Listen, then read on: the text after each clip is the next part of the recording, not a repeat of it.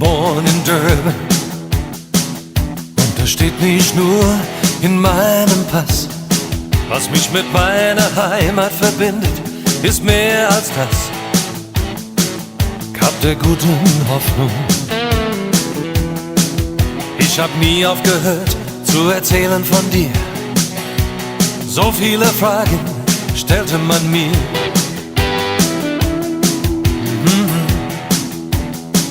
Ich bin geboren in Durban und etwas Zulu kann ich noch. Es sind nur ein paar Worte, doch stolz bin ich darauf doch. Und dann der Sieg im Rugby. Ich hab alle Termine auf später verlegt und jede Minute miterlebt.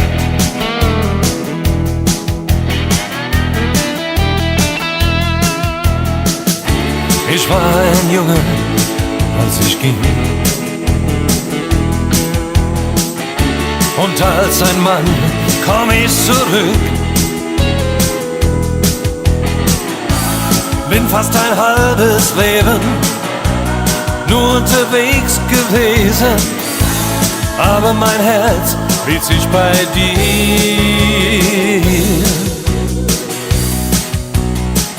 Bin geboren in Durban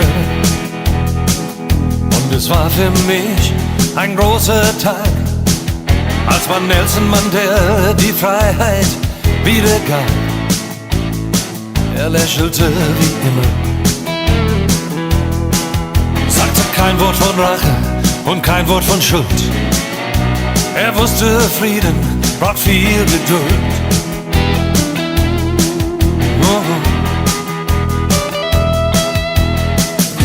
Ich komm zurück, Südafrika, zu dir zurück, irgendwann. Ich komm zurück, Südafrika.